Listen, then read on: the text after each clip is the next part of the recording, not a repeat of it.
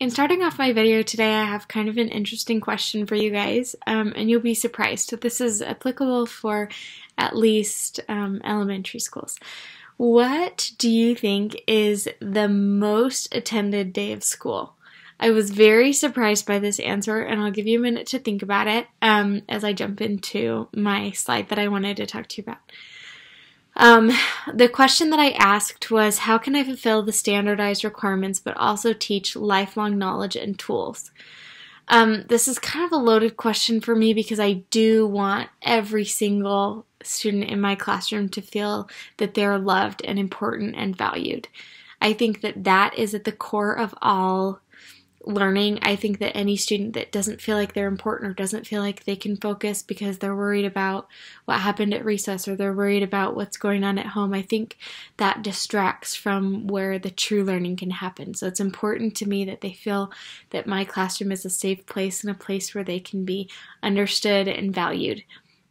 And in the website that Sister Eddington suggested to me in the discussions, I learned that good questions can be an impactful tool. Using good questions can engage our students, but more importantly, it can help them to ask their own questions.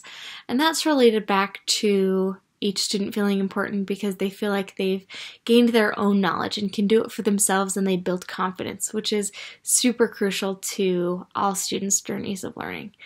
So to answer your question that I hope you've been thinking about for a minute, the most attended day of school is Valentine's Day.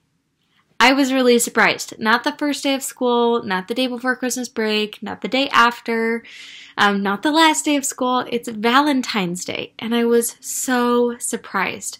But once it was explained to me, it totally made sense. Valentine's Day is a day in school where everybody gets a little prize. You know, their friends bring Valentines, they get to bring Valentines, it's a whole party, it's super exciting. And that primarily is the reason that they come to school. So to jump on that opportunity of the reason that they come to school is to make them feel loved, to make them feel engaged, and to make them feel like every day is important and every day is a total party and an awesome opportunity for them. And that is where I can teach the lifelong knowledge and tools. That by teaching the curriculum and teaching it in a way that the students can ask their own questions and develop their own ideas and do deeper thinking, I think that that kind of answers my question, that I can fulfill the curriculum and the requirements, but also I can teach them lifelong skills. In a quote by Martha Edelman, she says, "Education is for improving the lives of others and for leaving your world better than you found it." I loved that because I truly do want to do that for my students, to have them leave my classroom better than they were than they came into it. And teaching them to access their own discovery and their own learning, I think really is the true way to do that. And by being an engaging educator, which is my fourth slide, another question that I answered for myself, that I can fulfill their learning needs through being engaging, that when I'm an engaging and active educator, that they want to learn and they're interested in what we're doing. There's a little sign that I wanted to share with you. There was a quote on it, and it says, "If you can read this, thank a teacher."